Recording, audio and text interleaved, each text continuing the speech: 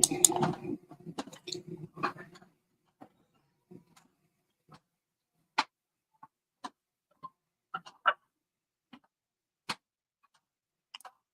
I thought you was gonna start it off, DMG. My bad. No, I am. All right, family. Welcome to Ladies Night, episode 2. And this is the only show in these Black YouTube streets where you have an all-female panel bringing you all the wisdom and knowledge that you can handle. Our good Dr. Too Sweet, the social media champion, Random Info, the godmother of Paradigm Shift TV and the Versus series, Mama B, and the one and only Savage Sage. I'm going to turn it over to the good Dr. Too Sweet because, as y'all know, my lady is out of town and she just called me, but I'll be back as soon as possible.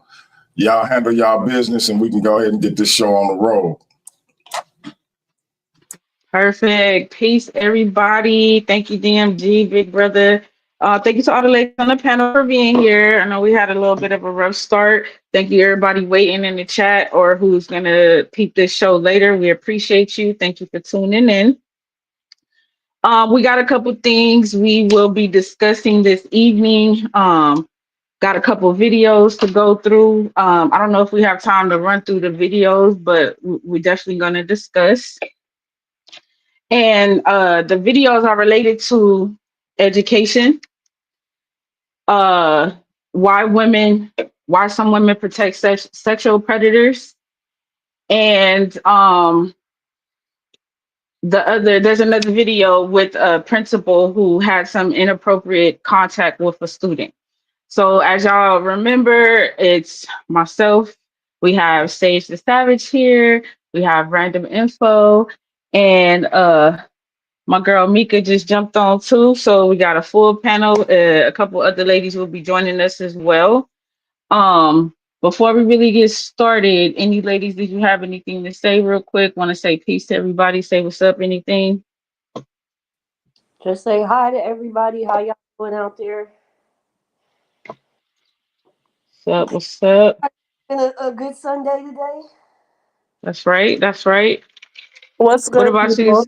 Let's get the discussion popping. Yeah, I'm about to say something, girl.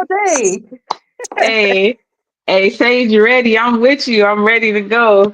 Okay, I see Mama B is back. Mika, feel free to hop on and unmute your mic whenever you're ready. So, again, shout out to Mel for being in the chat. Shay Bay, I see you out there, girl. Thank you for tuning in. And anybody else is gonna join us. So, Tiff, if Random Info, if you could go ahead and drop the link for the video with the first lady, the lady who was talking about her daughter learning certain things in school. Let me know if you got it. Okay, let me grab it. So I'm gonna share my screen in a second to oh wait, no, I can't do that. Hold on. So just to give y'all some background about this video, right? So this woman, Micaiah Little, I believe is her name. She's at like a town hall meeting of some sort, and she's discussing her daughter's homework, which I'm assuming is like 4th or 5th grade, maybe social studies, something like that. And in this homework, there's a portion of it that talks about Africans and slavery. And basically what they're doing is minimizing African history, as if Africans did not have a history before colonization or before Europeans stepped foot and started taking advantage of, all the resources there. It's a very emotional and powerful video, but it brought up the topic of, we're big on education, you definitely need that tool to succeed in life.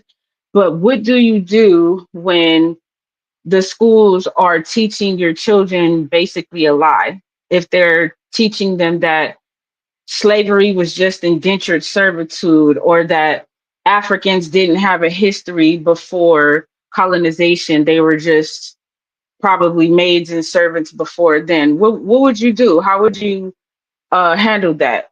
So Sage, I kind of wanted to toss it to you on that, because I know, like myself, you're raising a young child, And what would you do if something like this came across your child's homework?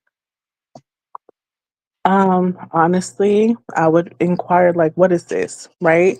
Because I've been lucky enough to like have the opportunity to get an education, and I know, the actual history, that we have and stuff. And I was able to study it on my own and take classes that, introduced me to more than what's taught in like, grade schools. And I don't know. It's kind of strange to me that we would take, actual history and kind of like bend it and twist it in a way that I don't know, like what's the end goal? Like what is the point of doing Right, so?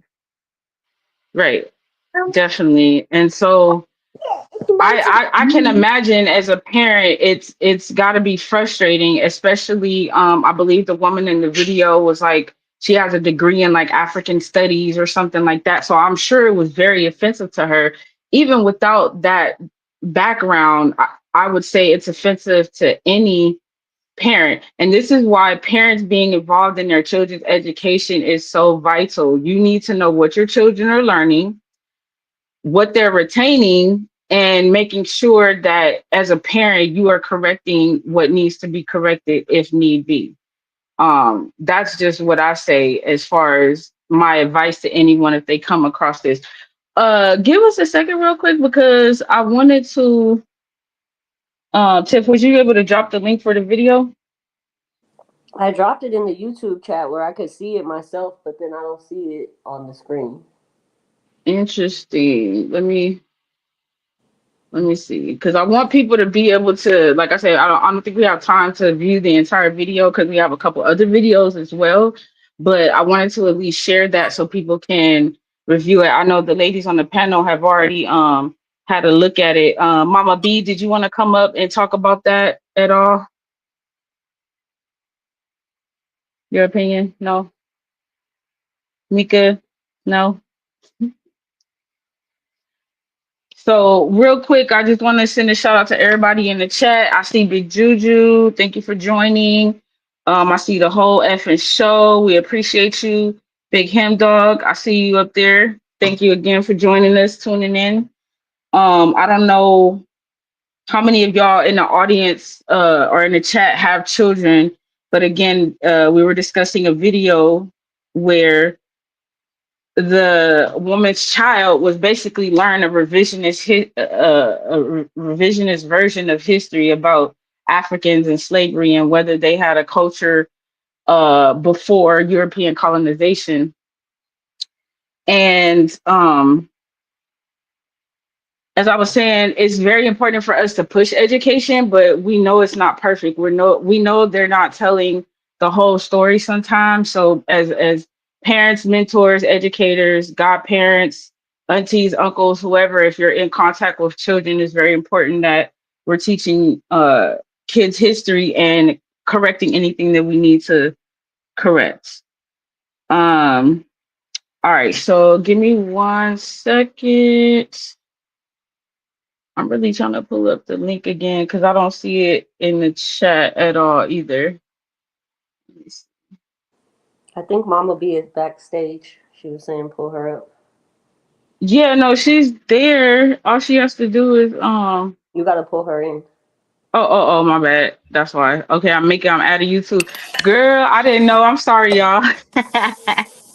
Mika, Mama B, y'all there?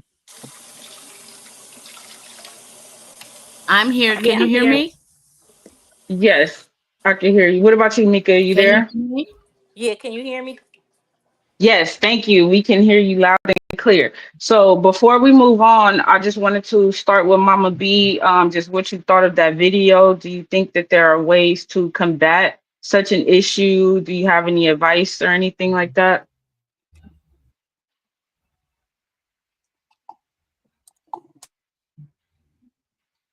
Mama B, you there? I'm here. Can you hear Okay. me? Yes, we can hear you now. Did you hear what I said? No, I didn't. I couldn't hear. I was just saying, we were discussing that first video with the lady talking about helping her daughter with her homework. and basically how it gave a revisionist version of history. Yes. How do you feel about that, and how do you think we can combat that as parents and educators? Okay. I feel very bad about that. And I think that where our education system is going now with this new administration, we're in a lot of trouble.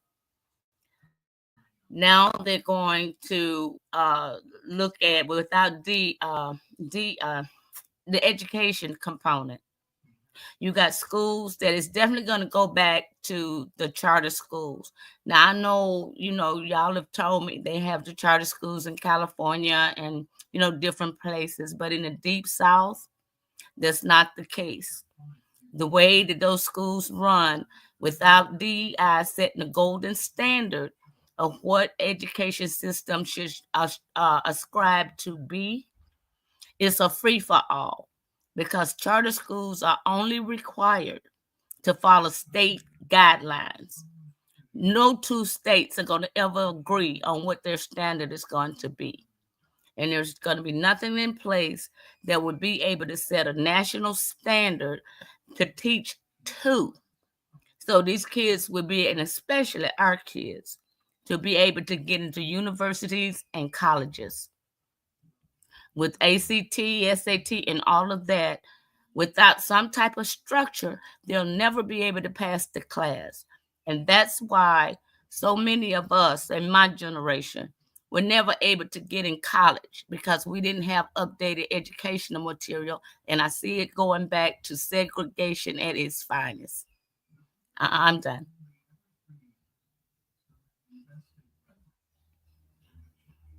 I'm done, ladies. Okay, looks like Doc Baby dropped off. Oh, okay. I'm having trouble logging on too. We got bad weather here, so y'all bear with me. Yeah, same Okay. here. Can y'all hear me? Yeah. I can hear you. Okay, my bad. Yeah, I was having some technical issues. So I wanted to share my screen, but thank you for that input, Mama B. I hear Thank what you're you. saying. Yeah, where it's getting so bad to where parents and educators really won't have too many options, because it's like you said with the current administration, it's getting a little hectic, I guess I could say. And parents may be forced to find alternatives. Like I suggested co-ops, where parents group together and they kind of help each other out. Because some people don't have a support system. They don't have grandma, grandpa, or auntie, uncle, godparents, or anything like that to help them. So co-ops is one thing that I was suggesting, because the whole idea of it taking a village is like, okay, but where's the village? Who's the village? Like where are we gonna put this village together, right?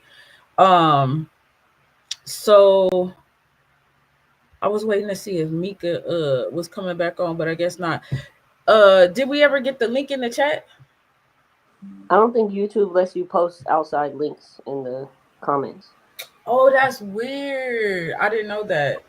Okay, so look, let me do this. I'm about to share my screen real quick so people can at least, if I play the video, will the sound just like it'll play the sound? Do y'all know? It should. Okay, let me see. I'm gonna try to play this. Y'all let me know if y'all and in the chat if y'all can hear it, let me know. 1 second. 1 second. Okay, I'm about to present my screen. Y'all bear with me. Oh yeah, I gotta share the whole screen. Boom. All right, so here we go.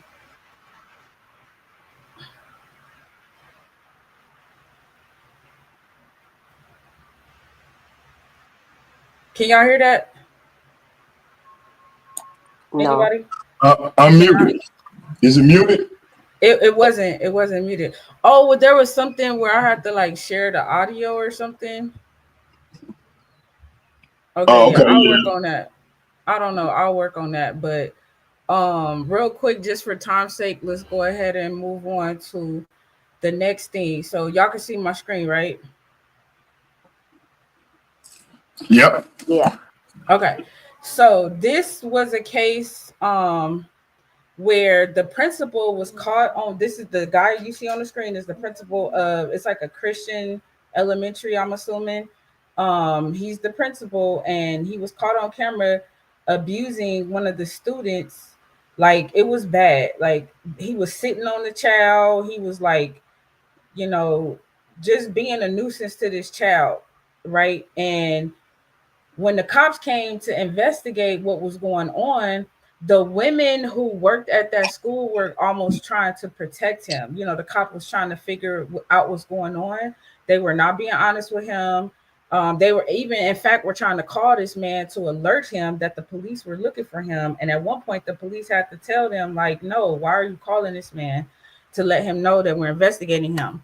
Long story short, the man had a criminal history. He had lewd and lascivious molestation charges on his file, active, and he was still hired to be a principal at this school with kids. He was not supposed to even be around kids. So, Mama B, I'm gonna pull up your slide real quick, and if you wanted to discuss your slide real quick, because you did have a slide about the education system. Yeah, I'm so sorry. Hold on, because I got like 10 different screens up, and I don't remember where everything is. It had to be a PowerPoint. Oh, boom, right there. There's yours. Okay. So, Mama, we were posed a question about women who protect child predators, and it's like, why do they do it? Like, what is the purpose? Mama B, did you want to discuss your slide real quick, if you can see it or if you have it?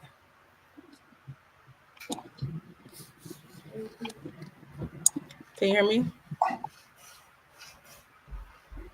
Okay, if she's not, no. If she's not, I'll just go through it real quick. So It looked like Mama B fell off, sis. okay, I wasn't looking at the screen, but basically some of the reasons she suggested that women protect child predators was fear related to financial instability. For instance, if you're married to a person like this and they are the breadwinner, it puts the woman in a bad financial spot to, you know what I'm saying, report anything or say anything, because he could go to jail or lose his job or something like that. Fear for themselves and their children. Obviously, personal safety is a big issue. Insecurities over not being able to make it on their own. Inattention with the legal system and CPS.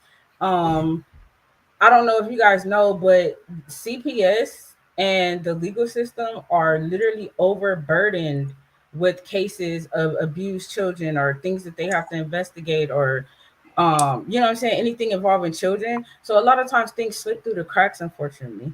So that brings back to the idea of, like, it takes a village. Like, we have to be the ones to step in to protect these kids if nobody else is going to do it. She also said internalized misogyny phenomenon, repetitive exposure of young children by trusted adults to, and then last, to save a job or a position. All of these are potential reasons why some women would protect child predators.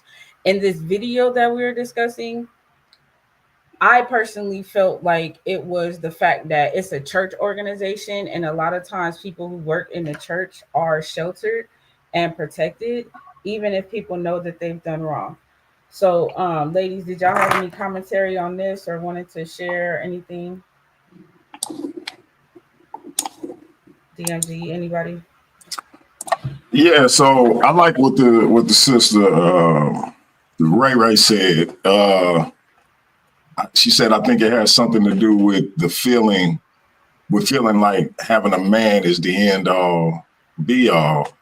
And I have personal experience with that in my family, where somebody who was near and dear to me experienced that kind of trauma, and the parent didn't do anything about it and allowed the predator to stay in the vicinity of the child for another year and a half.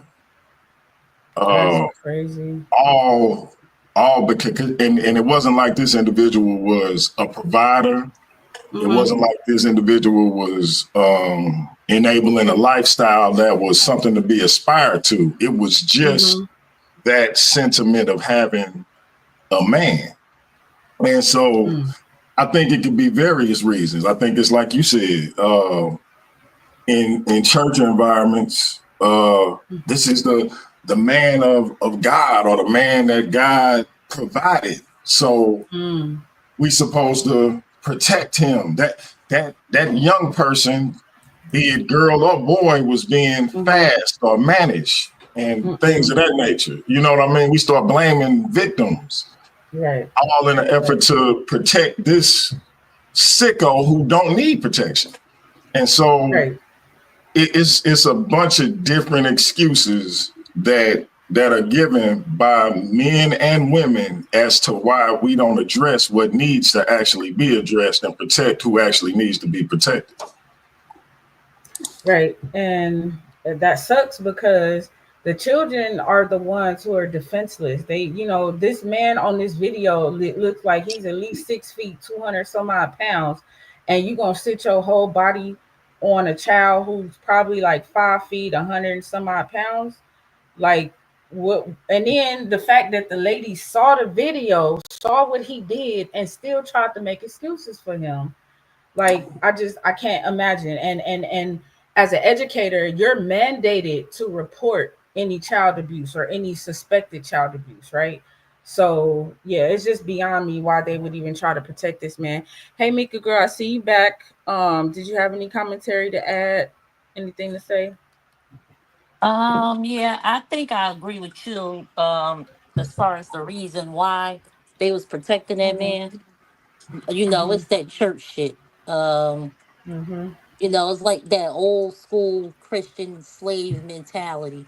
Because the women who protected the pedophiles in my family are all Christians. And they all talk the same, just like that old lady in that video. They the same way. Like you could show them some shit and they gonna still deny it. You know, she talking about, oh, you don't think he was playing with him? No, bitch, he wasn't playing. He was whooping his ass. Right.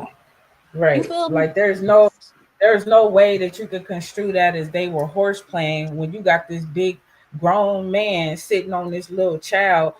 And then he started stroking his back. It was just weird and awkward. And I don't see how anybody could say they was horse playing. That kid was obviously in distress.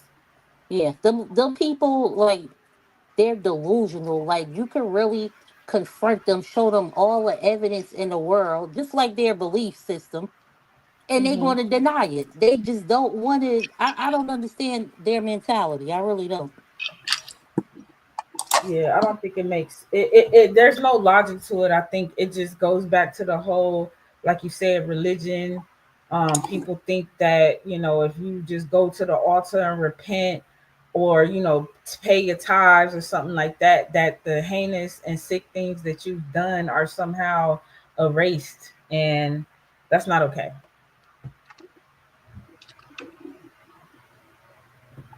At all. So thank you for your input, Mika. I appreciate that.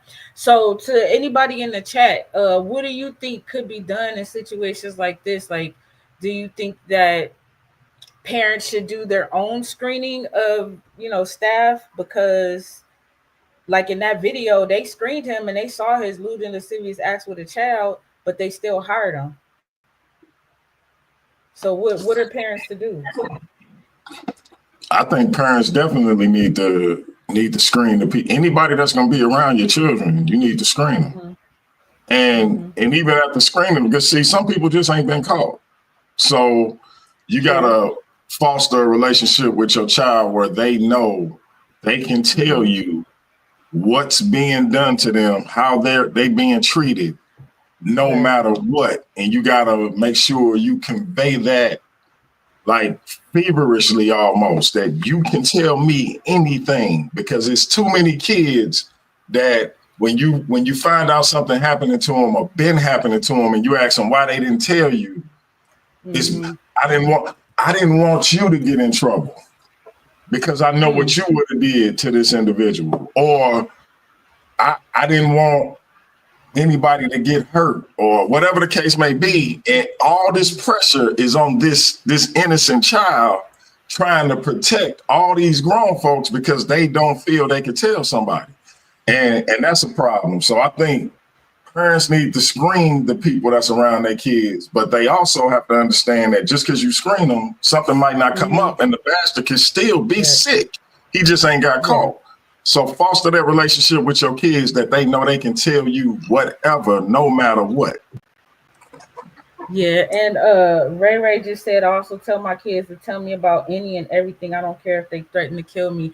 And that's very important, because what predators tend to do is they will threaten the kids, or like DMG said, they'll tell them like, oh, I'll hurt your parents, or I'll what I'm saying, they'll use fear tactics to get that child to not speak up. And it all just boils down to, like you said, having that relationship with your child to where it don't matter what happened, they coming to you and telling you, hey, Ma, this is what happened. Somebody, touched me the wrong way. Somebody looked at me the wrong way, whatever it is. Your kids have to be comfortable coming to you, knowing that you are going to protect them and make sure that whatever they need to say is heard. So great points, y'all. And again, shout out to everybody in the chat. I see the bar tapped in. Who else we got? I see Tiger Hunter. Thank you for joining. Ray, of course, all of y'all, we appreciate you here. I know I speak for myself, but I'm sure the ladies appreciate discussions like this because they are very important. They need to be had. I know we talk a lot on this channel about different topics, historical and even present, but these things that are affecting our communities directly are things that we definitely want to keep in the forefront of the discussion, especially when it comes to children. Yeah, Tiger Hunter said they go ahead. Like years ago, probably like 10, 15 years ago, I watched Oprah special, and it was on predators, and she brought them up there and she let them explain like how they choose the kids. And it was always a child that they thought was like wanting and quiet and that didn't have anybody that they thought they would go to tell on them. For sure. That's a very good point. It's predators.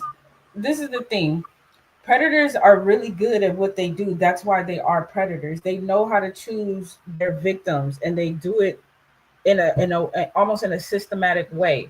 They look for the kids who don't have a big support system. They look for the kids who usually are by themselves. They look for the kids that maybe are getting ostracized or bullied or picked. You know what I'm saying? Like the kids who would naturally need very much like the quiet ones. So I think you should teach children to speak out. Yes, for sure. Hey, Segment, I see you in here. Go ahead, Sage.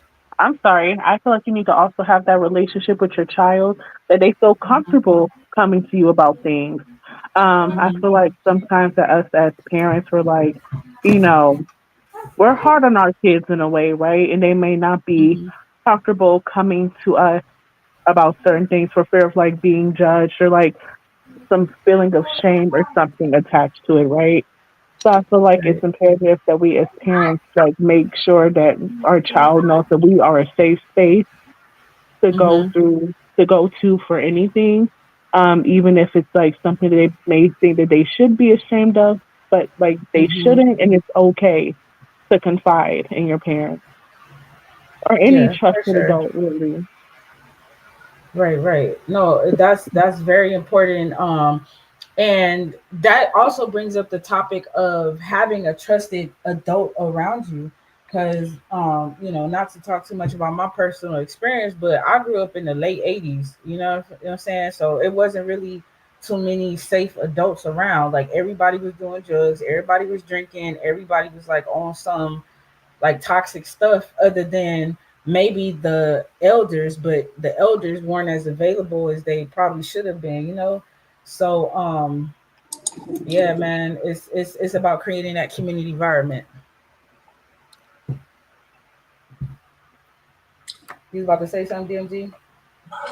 Yeah, no, I was gonna say Tiger Hunter bring up a good point. He said, yeah, like pimps that take in runway females. And I want to say this because I've been saying this to brothers for a minute, and I'm guilty of it, and there's a lot of men and women that's guilty of it.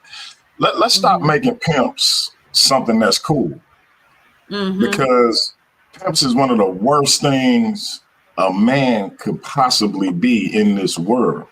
And so I know that it's a little off topic, but let's stop glorifying being a pimp. And I know we say it in a way that's, we really want to say player, but let's just say player, or let's just say whatever it is we really meaning to say, instead of calling somebody a pimp, because a pimp is never something that a man should aspire to be. That's all I wanted to add. Shalom to my brother Judah. No, I appreciate that. Yeah, I ain't gonna say hi to him, but can y'all see my screen? No. Okay. Hold on, let me bring it up. Hold on. Okay, sorry. This is me. Oh, this is what I wanted to share. Very important. So to anybody, I have to do this. If you or anyone you know is experiencing any type of abuse. Let me bring it up. Hold on. Okay, sorry. This is me. I heard an echo. Sorry. So this is the number for the National Domestic Violence Hotline and the National Sexual Assault Hotline. If you see something, say something. You might save a life. You might save somebody from, something horrible. So I just wanted to do that in case anyone watching is feeling unsafe or feel like they need some resources. So this is the link for the first video I was talking about that I couldn't get up for some reason. We discussed this. This is the principal again who abuses his authority and power. Dante Prophet is his name, is accused of child abuse. He was hired with lewd and lascivious acts with the minor on his record. He got lucky. He was young at the time, and so there's in some of the southern states, there's a Romeo and Juliet law that says that if the perpetrator and the victim are close enough in age, that the perpetrator can avoid having to register as a sexual predator. So this dude got lucky. He should have never been hired and been able to work around kids. So before we move on to the last thing I wanted to talk about real quick, anybody have any commentary on this situation, or maybe how to vet staff, or any insight onto this topic at all?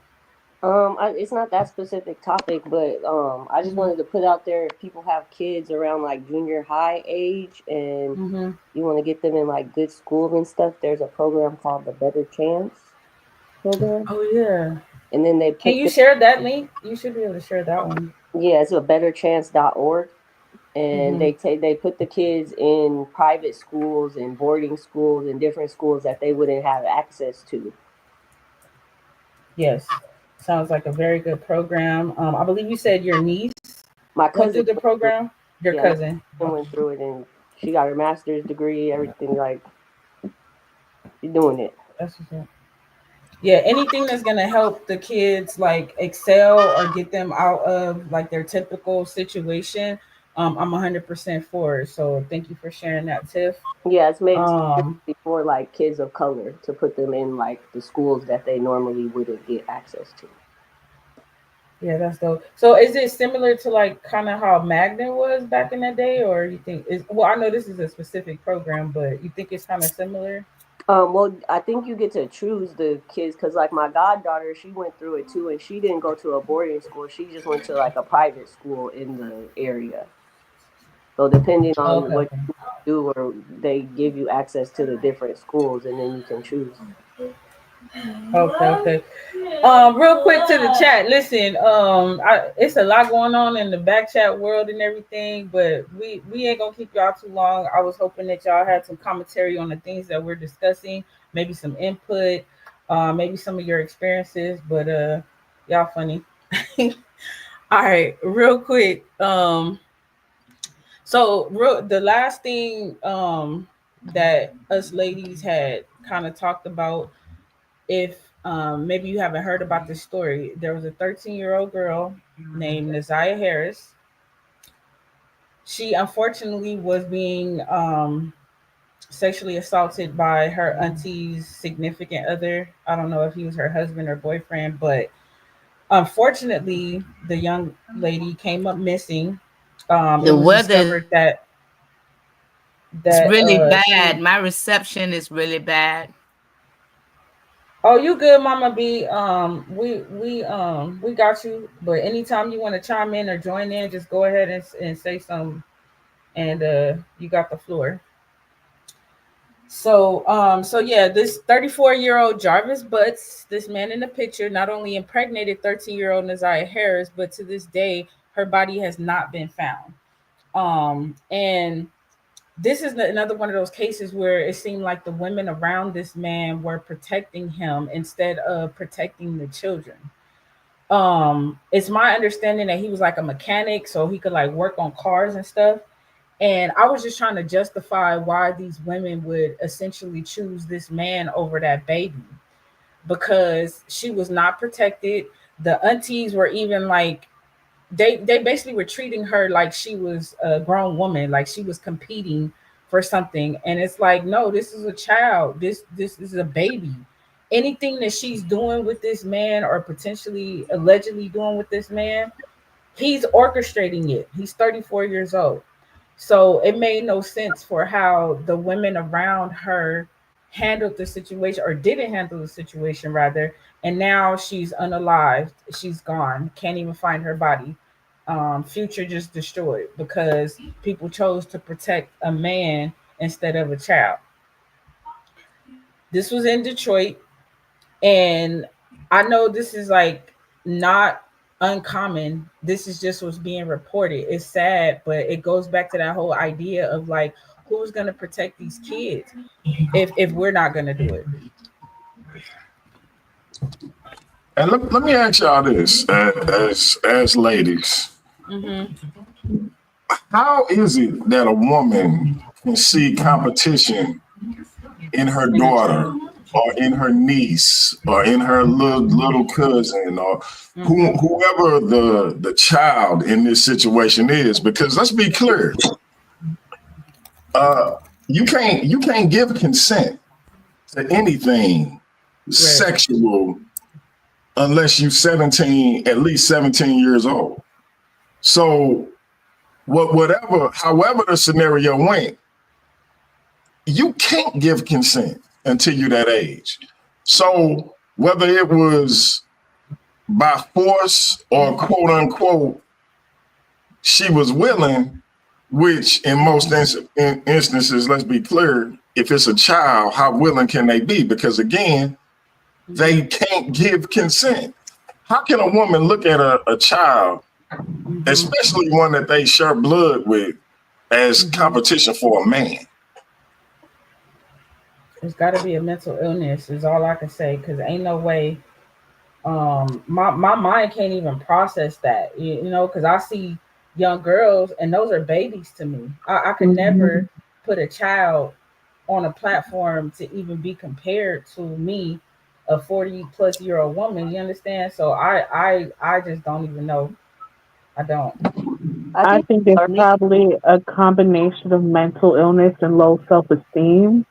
Like women with like severe sense of like self-worth and think that they can only find self-worth through a man, and anything that like threatens that or whatever is a threat to them in some way, somehow, even a child, right? Which is crazy to me. I don't get it, you know, but I just feel like that's probably maybe like a factor in the behavior. All right, real quick, let me say this. So for my brothers who looking to set up debates, we got a show coming up called The Aftermath, where we're gonna be giving the results of Friday's title match. If y'all want to set up debates and have the sparring matches in the chat during that show, we can get that in. This is ladies' night. We have some topics that the ladies bringing up if you're not trying to forward that conversation, this might not be the chat for you. Good point. Good point. Yeah, we got plenty of time for the other stuff.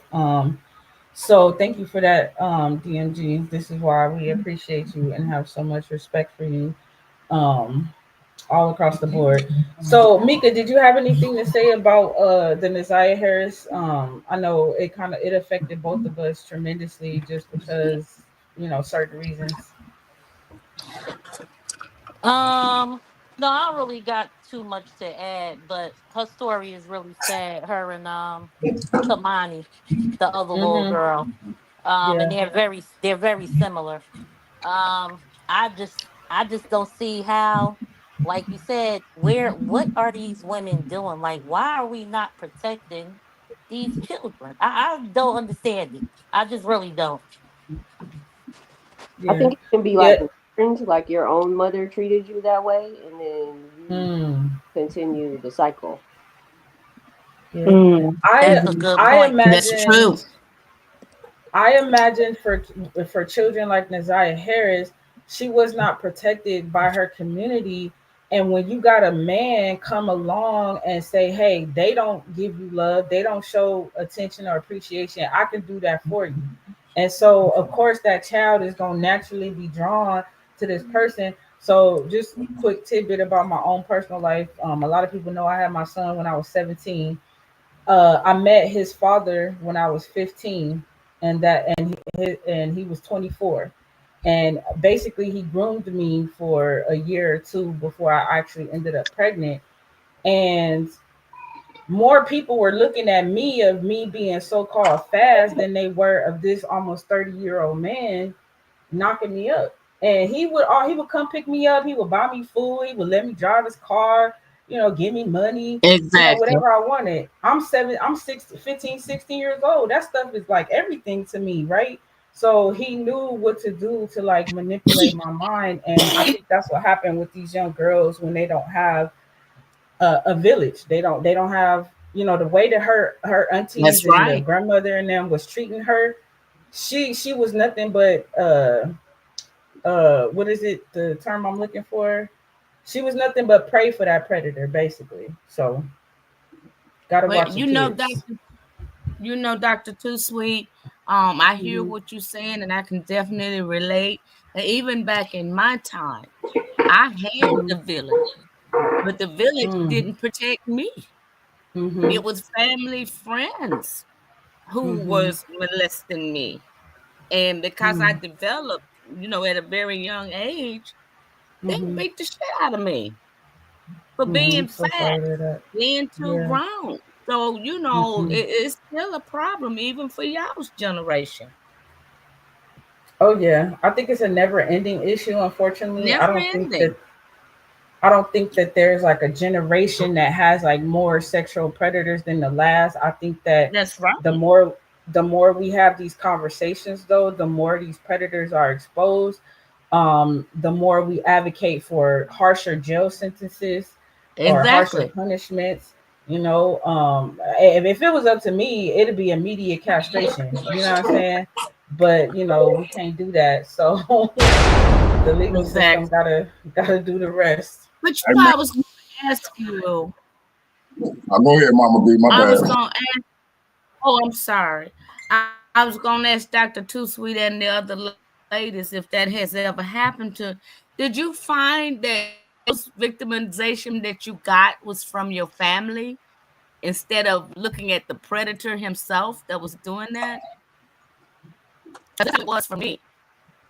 I got the blame for being too fast, like you said. Right. And the Yeah, person me that was too. doing it to me remained a family friend. So was it Hmm. like that for you too? For sure. Yeah. Yep. It was like that for me. It was For you, my Miss Mika? grandfather. Yeah, my grandfather was the one molesting me, and everybody was looking at me like I was fast. But this started when I was 7 years old. Mm. He was Yes. also raping his own Yes, I daughter, mean, and my because if we're gonna let the truth out, let's lay it all out. Because since sounds like to me, it's still going on. I mean, it's worse than when I was a kid. I mean, all my kids are grown, but I can only imagine what you young folks went through. You know, I'll be 75 in June. Y'all know how long ago that's been. And y'all young women. And the sad part about it is if you look up the statistics, it'll tell you that, 1 in every 4 girls has experienced, Black girls has experienced some type of sexual assault or molestation before the age of 10.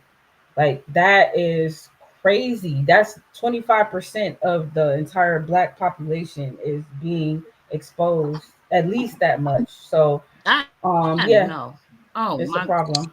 God. I got a question for you, and this is something that I got personal experience with, and I know. And these young women got to stop leaving their children with you damn new men they meet out the Exactly. And so I have personal experience with this, and I know a lot of brothers that have experience with this, as mothers, aunts, cousins, etc. What do y'all say to? Because rightfully so, we talk about the young ladies who deal with these things. What do y'all say to the young boys who have the same situation, but you breaking up? Can y'all hear me? DMG. Yeah, go ahead. Yeah, I can hear you. What do we say to them? That's looked at, but they told that it's something to be proud of, and so they don't even identify it as having been violated until a lot of times a lot later in their life, and they have to come to terms with it. Like they start having children and realize if that happened to their child, how they would, you know what I mean? But when it happens, they told that it's something to be proud of. What do y'all say to those scenarios for the young boys who are taken advantage of by older women? Well, real quick, I just want to say, if there are any young men listening, or even brothers, grown brothers, if you have young men in your life, you need to let them know that they are just as valuable as a woman, that if they are violated, that is violation. It's not something to brag about. Someone took advantage of you, and that is something that we as a community need to make sure that our boys know that their worth is beyond their sex organs. You know what I'm saying? Because I think that's where it comes from. There's a whole culture of like you brought up pimps. For those of us who are a little bit up in age, we remember the blaxploitation area where the pimp culture was like celebrated. It was like cool to be the Mac. It was cool to be, you know what I'm saying? I can't even think of all their names, but Huggy Bear and all these dudes, right? And I think that we need to start expressing to young men the importance of abstaining and keeping their purity, because boys don't think of themselves as pure. It's almost like a boy will get clowned if he's a virgin and he's 18 years old, but it's like, why is he being clowned for that? So yeah, I think the brothers just got to really push that into the young men, that their purity is just as valuable. No doubt. What do you think, Brandon? Go ahead. No, I just want to see if anybody else wants to chime in real quick. No? Okay. Never mind. Okay, and then this is my last one on this topic, and then I want to see if y'all ready to get a few questions from me before we get ready to wrap it up. How do you handle, or what do y'all think is the best way to handle children who end up experimenting with other children? In other words, it's not a grown-up. It's two children, either the same age or sometimes a little bit older, who are messing around with each other. How do you handle that as opposed to how obviously you would handle it when it's a grown individual? I think kids the same age are like that's who they're supposed to be doing that stuff with. Like, cause that, like, I never talked to old men because my mama told me not to. Mm-hmm. I always talk to people around my age. Right. Yeah, I think with kids, it's just a matter of depending on their age, kind of sitting them down, talking to them, depending on the severity of the act. There was a situation, again, sharing personal anecdotal stuff. When my son was younger, I was living with someone, and she had a son who was like 2, maybe 3 years older than my son, and there was an incident one day where the older boy was inappropriate with my son, and me and the other mother sat down with both the boys and we talked to them about, what's not okay, what's okay, and really made sure they understand what inappropriate means and why certain things are not okay.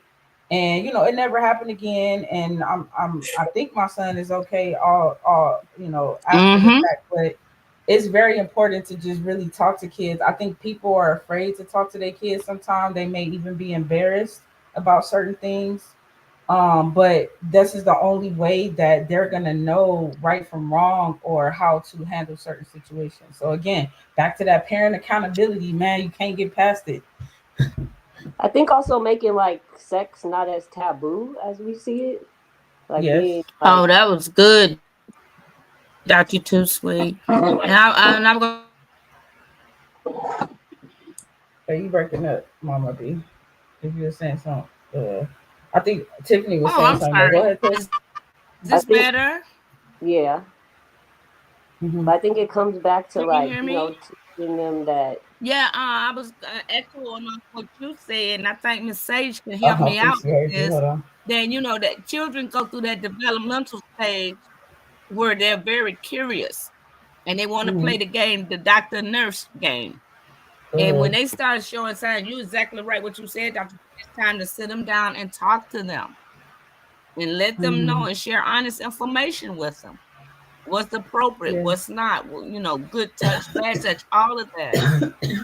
Well, I think that starts from them being really young and teaching them, good touch, bad touch. Don't let other people touch them.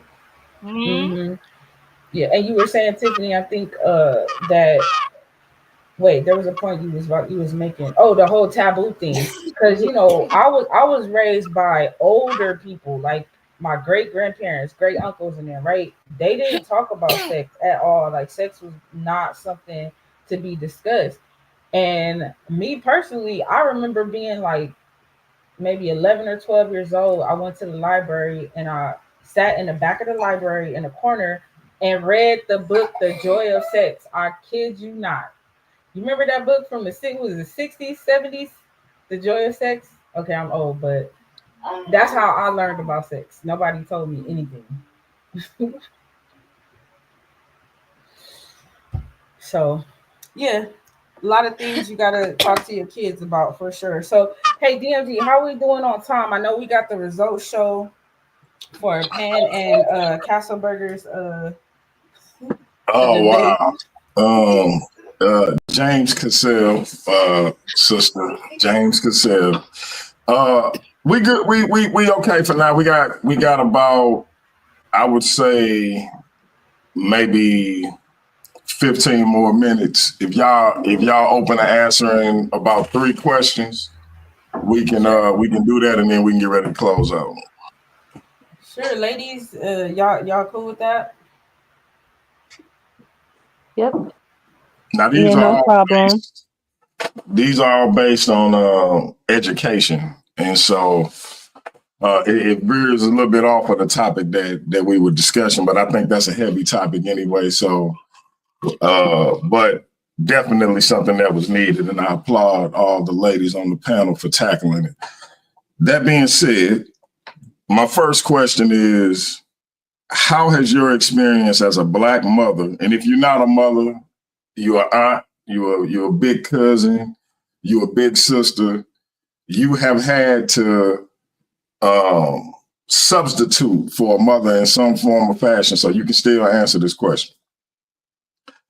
How has your experience as a Black mother shaped the way you advocate for your child in an educational system that has often mislabeled or misunderstands our children's learning styles and challenges?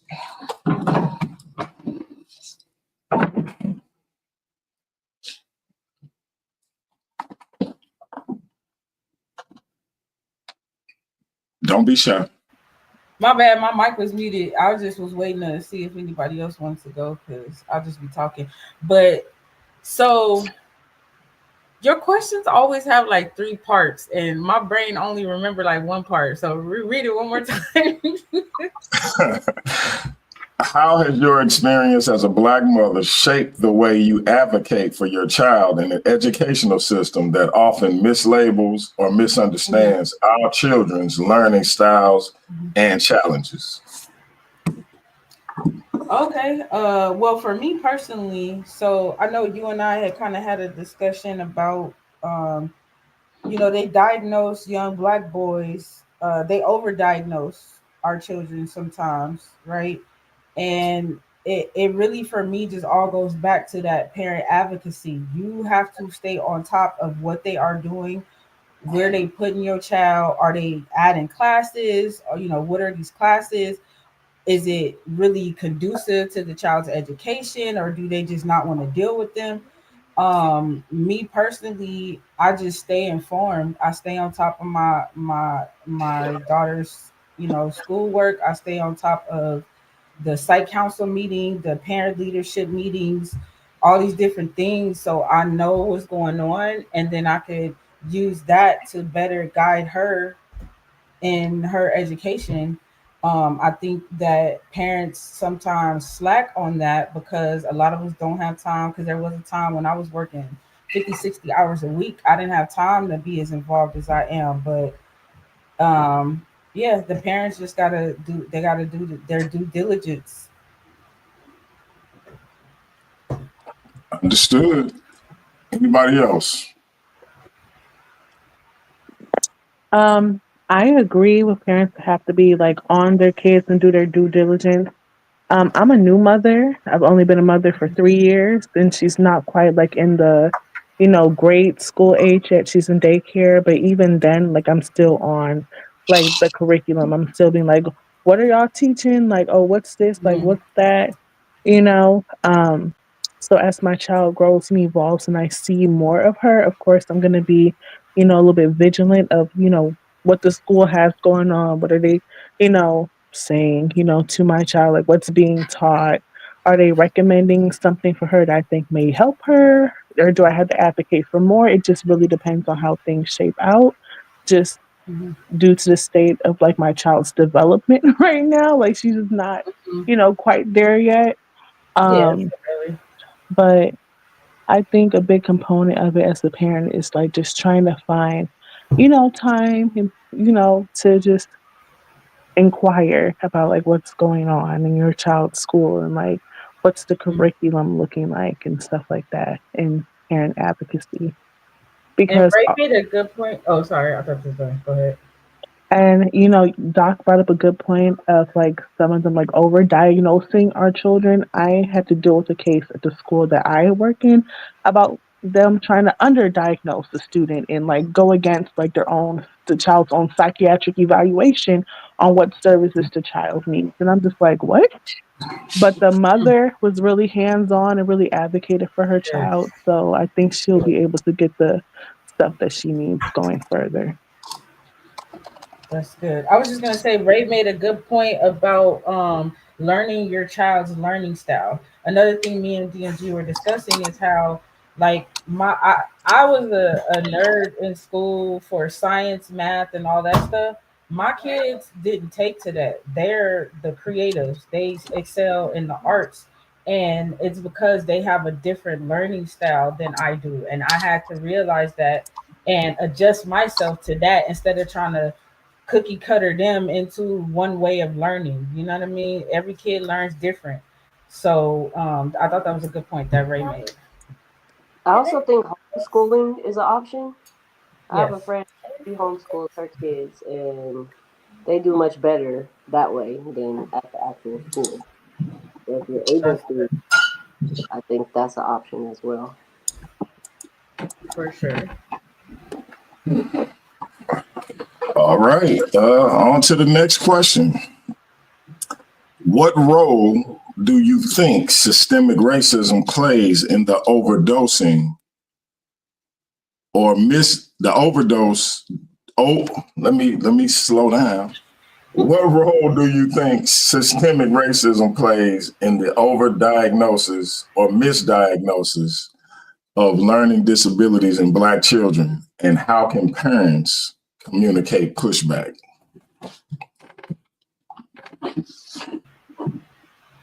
Well, I would say it obviously would play a big part if let's say administrators are part of the thought group that black young black men are just not intelligent, right? Let's just say that is their worldview. So when that administrator goes to that school or does anything that is pertaining to this child's education, that is going to direct how they're handling that child. So whereas they might have more patience with another student who's not a black boy, they might not exercise that same patience with this young black child because they feel like, oh, well, he's not intelligent anyway. This is not for him. So systemic racism is a huge barrier, and we see it just in the schools themselves, how the schools are segregated. In the lower income neighborhoods, the education is subpar. But if you go up the hill where the property taxes are higher and the schools have more funding and parent involvement, most of those children are excelling because it's a more conducive environment for them. So it definitely plays a huge role in whether our kids are successful. I think we pointed that out in my debate with Sakori, how there are some gaps in education and wealth because of that. So I was gonna say, I think you also need to know what like your school district offers and mhm. everything, so that you can utilize that as well. So like in LA, they have open enrollment, so you can send your Yes. kid to any school in LAUSD. Hmm. That's good. Yeah, hopefully that is more widespread than just LA, but that's another way to combat the systemic racism that we see in education. So good points. Good point. Anybody else?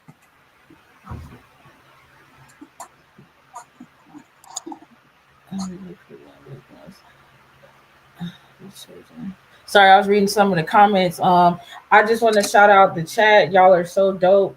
These are very important discussions. I know we kiki and joke around, and we do our thing in this back chat, but I appreciate each and every one of y'all for tuning in, tapping in, commenting, and all of that. So I shout out think to the chat. it's the back. We'll let her back up. Who? What happened? Mama B was in the back waiting to get up. Oh, it's I don't have DMG, you gotta do it because I have to switch devices and I don't even have the access. It's all good. I got it. Okay. So All right. This is my go ahead. last question. Mhm. How can schools build genuine partnerships with Black families to create individualized education plans that reflect the child's strengths and not just their challenges? That's good. Anybody want to talk about that? One more time, D&G, just so it can soak into my brain. All Right, right. gotta let it marinate. Yeah, I gotta let it marinate. How can schools build genuine partnerships with Black families to create individualized education plans that reflect the child's strengths and not just their challenges? I think we need to work on racial biases, because it's the same Mm, way it's in the medical field, the police, and everything. It's in the schools too. Mhm. And then we need more black teachers, especially black men teachers. Mhm. For sure. And I think we need more programs where the schools like build like relationships or something with parents. I know that I'm frozen. my school had like a parent luncheon or whatever. Are you able to hear me? Yeah. Yeah, Can you hear Yes. us? I can hear you, Mama B. Wait, now I can't. Hold on. Oh, she dropped off. Go ahead, Sage. I forgot hold on. What was I saying? I was saying like schools like reaching out and like hosting more events or something to get like more parent participation, more parent like outreach, more, just Mhm. bolstering those relationships with the parents. I feel like some schools can be like kind of hands off Mhm. with that, but like I know that my school had like a parent luncheon or something this week, um, and stuff like that to just, let the parents know that like this is a community, like we are in this together, and we all have like the children's best interests at heart. Right. And also like the school implementing programs and stuff that like highlight the kids' strengths. Like I don't know, like a literacy club or something like that. Things of that nature, kind of like let our kids like know that there's, that Mhm. hold on. There. So like let our kids know like they're smart. Like it's not always about like what you like don't know that like, Mhm. we harp on, but we can celebrate, the strengths that our children have too. So thankfully, my daughter goes to a really good school. They often have awards ceremonies that include stuff outside of just excelling at academics. So, like, my daughter won an award for, what was it, like school spirit or something. The mentors at the school were saying how she just kind of has this positive attitude. She kind of lifts the spirit of other kids, and that's one of her strengths. Like, she might not sit down and do her work all the time, but she's very friendly, and you know what I'm saying. That's Hmm. something that is Would that be good the for same as her. like good citizenship? Because Yeah, something like that. we Yeah, have something like those too, like the good citizenship awards. that. We have, I think it's like what, quarterly award ceremonies or something. I feel Okay. like more schools should have those. Yes, because kids like her, and other kids, like, again, their strengths might not be academics. Like, they're there Hmm. to learn because they need the basics, but that might not be their, like, they might not go to college. They might learn a trade. They could go on to be a Hmm. stand-up comedian. We don't know. So it's just about nurturing those attributes and making sure that they are awarded and feel seen for those things so they don't feel left out. Then they can be Mm-hmm. enthusiastic about school. Hmm. Mm-hmm. Before I have everybody close out, Mama Mhm. B asked a question in the private chat. She said, which would be better, public or charter schools? I mean, it just depends on what the needs of your child and what the parents are capable of doing. Like Tiff brought up, homeschool is also an option. If neither one of those, but I honestly don't have an answer for that, just because I don't even have the option of a charter school where I'm at unless I pay for it. You have to pay for them? Where I'm at, I think it's I don't know. I don't know. My daughter's only 7. She's in the first grade, so Right, I'll probably have more information for you when she get older. right. Because Are charter schools was the po folk version of private school. Is the are reason you I gonna get asked her? because they had smaller class sizes supposedly. Are you Hmm. gonna get her tested for the gate program for Orange Fulton? Are you asking me? Yeah. I don't know. I don't know yet because like I said, my children didn't take to school like I did, so we'll see. Because I feel like that program helped me. Like, Mm-hmm. because my mom got me in that, and then I got tested, and then I was part of the date, and then they send you on field trips. You get extra. You get to be part of leadership. You get Oh yeah. admitted Yep. into a magnet school without even applying. You just get to pick which magnet school you go to. Yeah, see, I went through all of that. I had the orange folder and everything. They was trying to figure out why I was reading at college level in like third and fourth grade or whatever. But um, yeah, I think as far as what school, it really the parents again they have to do their due diligence. You know, you can compare and contrast, see what works better for you, see what works better for your child, and just make a informed decision based on that because a charter school might work for one kid, homeschool might work for another, and so on and so forth. You know. All right. That being said, ladies, y'all had another great show. Family, we got off to a rocky start, but y'all charged that to me, not the ladies.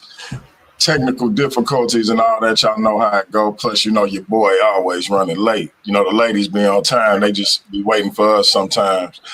That being said, charge that to me. We're going to get ready to close this thing out. Everybody that's here for the ladies, I hope y'all keep that same energy because we have the results for Friday night's title match. It was the undisputed, undefeated versus series world champion Pandemus taking on the argument king, James Cassell. Really quick, I'm going to play this. And I'm going to post the link in the chat one more time. I already posted it twice. I'm going to post it one more time. And then we're going to let these lovely ladies close this thing out. Y'all stay tuned.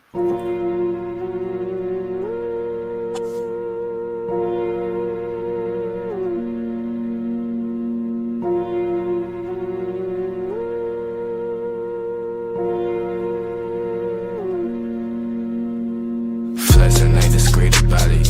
Extra read about it. Say you wanna beef about it. We gon' come and see about it. Flexing ain't discreet about it. Extra read about it. Say you wanna beef about it. Find out nothing sweet about it. Flexing ain't discreet about it. Extra read about it. Say you wanna beef about it. We gon' come and see about it. Flexing ain't discreet about it. Extra read about it. Say you wanna beef about it. Find out nothing sweet about it. Look, mile like 3-6 pulled up, ski trip, cold winter. All my eating good, I remember when we had no dinner. West side, east side, no side, both sides with me. Check, coming, check, leaving flex season 12, come and get me. Gil, the run around, high speed, chasing all the big bags. Bending corners, bending rules, bending necks, Gil, the whiplash. Slide through hot knife, warm butter storm, gutter drain lane. Young man, old habit, still at it, tryna let my chain hang. True story, new story, 2-story, condo, B&B. 4 bath, 1 me, no key, like I did a B&E. B&Me so good, so hood, so not worried about it. 250,000 new views, old news, know you probably heard about it. Extra, read about it. Headline, word around town, flexing. Ballin' on my course, so I ain't worried about nobody out of bounds, stressing. Feeling like Hercules, murder these ain't a problem to me. All right, ladies, close out, no particular order. Dr. Too Sweet, the floor is yours. Great show. Oh, hey guys. Thank you again for tuning in. We appreciate you. The chat always be lit. Tell your friends, tell your significant others. Also, make sure that y'all are tuning in on April 18th. I have a really big discussion, debate, whatever, with Naftali. And we will be discussing creation science versus evolution. I look forward to seeing y'all there. And we about to tap in and confirm our champion Pan won again. Y'all, peace. I don't know why y'all hating on the argument king, but go ahead. Whoever next, go ahead. Hated. May the best debater win. That's all I'm gonna say. And thank y'all for tuning in to Ladies Night. I just want to say thank y'all for coming. The chat is popping, and I'm a Pan fan, so you know that's who got my vote on that debate. All right, Sister Mika, you want to close out? Closing words, closing comments? I don't got too much to say, but this was a good discussion.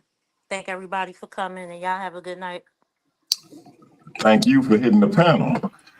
Mama B, you got any closing remarks?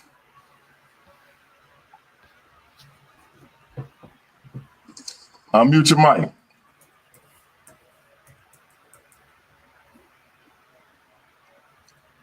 Mama B, oh, there you go. I just wanted to say thank you to all the ladies, and especially to Dr. Too Sweet, because she's put a lot of work into this. I mean, it takes a lot, and I take my hat off to her. Oh, I appreciate that, but it's really not. I'm not working at my full potential, Mama B. But I'm gonna make sure that I step my game up for you. Hey, I just got to drop a bomb for I'm Mama sorry, B. my reception is really. I got to drop a bomb for Mama B just coming through, hitting the panel and contributing. Y'all don't know what that means to me. That is my road dog. So I just got to salute her for hitting the panel and participating. Salute to all the queens for participating. I appreciate all of y'all for everything y'all do for the platform, especially them back chat wars. Keep making JJ cry. I appreciate it. That being said, family, y'all seen the link. Ratchet Craig threw it in there. Y'all join us in about 15 minutes. Give a brother a chance to stretch his legs. And about 15 minutes, we're going to come back and we're going to have those results for you. Pandemus, the Pan-African atheist, the undisputed, undefeated, distinguished Versus Series world champion, took on the argument king, James Cassell. Pan said, ain't no other kings in this Versus thing. So you got two kings entering, but only one champ is going to lead. We're going to find out who that is in 15 minutes.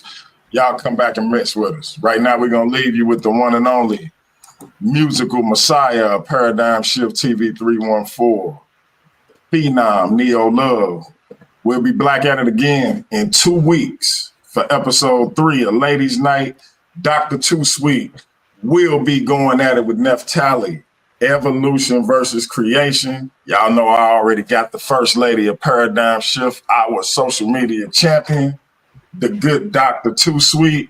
Neftali gonna have her hands full, and she ain't gonna be no pushover, but I think Dr. Too Sweet got what it takes to take her out. We got some other debates. No doubt. We got some other debates we're gonna talk about on the Aftermath show, so we hope all of y'all come back. Let's get it. This Neo Love family, we out of here till 15 minutes from now. That's peace.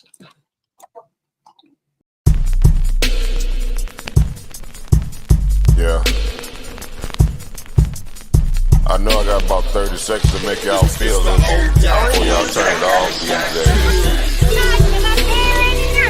That I might not even release it. But I be doing this shit for me. Help me get through. I feel like I give until I can't, but most don't recognize until I ain't. Blood on them covers, she hoping paint. Sorry, mama, but it ain't. This world took a toll on me, and everyone that say they love me always seem to follow me. The same one that call me great, treat me like I ain't shit. I read between the lines, it's written all over your eyes. I see the disappointment in the eyes of the ones who want me dead, but I ain't never been scared. I tried to get there. Sometimes I wonder if I survived or did I die on that ride to that hospital. Demons all around me, I am not mental. This game of life, it is not simple. Last time I was happy, I was popping pills.